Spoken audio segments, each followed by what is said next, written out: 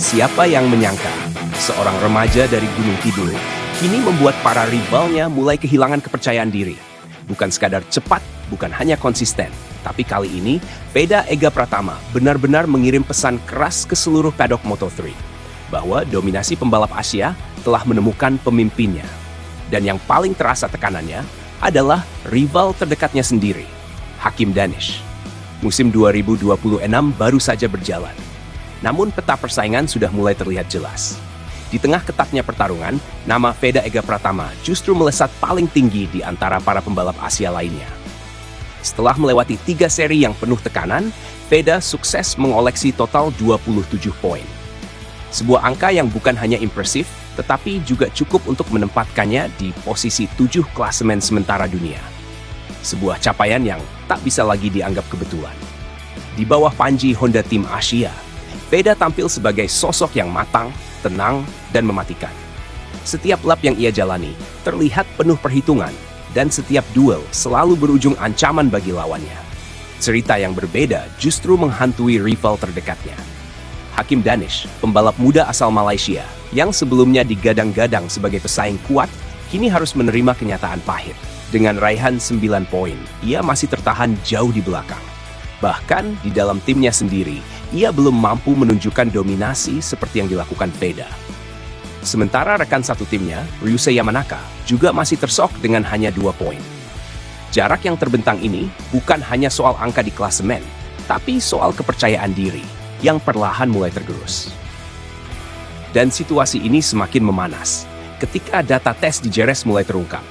Di sirkuit yang dikenal sebagai rumah bagi para pembalap Eropa, Veda justru tampil begitu meyakinkan, termasuk Hakim Danish. Tekanan itu nyata, bukan dari kata-kata, tapi dari performa. Karena saat seorang pembalap mulai unggul di trek yang bukan wilayahnya, itu artinya levelnya sudah berbeda.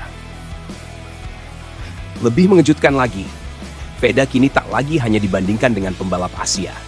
Namanya mulai disandingkan dengan para talenta muda terbaik Eropa, seperti Valentin Perron, Joel Esteban, dan Marco Morelli. Nama-nama yang sebelumnya terasa jauh, kini justru mulai dekati, bahkan ditantang. Dan disinilah tekanan terbesar bagi Danish muncul. Karena yang ia hadapi sekarang bukan lagi rival setara, melainkan seseorang yang sedang naik kelas. Jika ditarik ke belakang, semua ini sebenarnya sudah terlihat sejak awal musim. Di seri pembuka Thailand, Veda tampil memukau. Di hadapan publik Asia, ia berhasil finish di posisi kelima. Sebuah sinyal awal bahwa musim ini akan berbeda. Lalu di Brasil, momentum itu mencapai puncaknya. Veda mencetak sejarah dengan meraih podium ketiga. Sebuah pencapaian yang langsung mengubah cara dunia memandangnya. Dari sekadar rookie menjadi ancaman nyata. Berkat konsistensi itu, Veda sempat bertengger di posisi 3 klasemen sementara, sebelum akhirnya turun ke posisi 7. Namun, yang perlu diingat, ini bukan penurunan performa. Ini adalah bukti betapa ketatnya persaingan di Moto3. Dan di tengah tekanan itu, Veda tetap berdiri sebagai yang terbaik dari Asia. Musim masih panjang, masih tersisa 19 seri balapan, dan tantangan berikutnya akan datang dari daratan Spanyol. Sebuah tempat di mana para rival Eropa akan bertarung habis-habisan di tanah mereka sendiri. Namun pertanyaannya sekarang, apakah Veda akan kembali mengejutkan dunia? Atau justru tekanan besar akan menghentikan lajunya? Dan yang lebih menarik, apakah Hakim Danish mampu bangkit?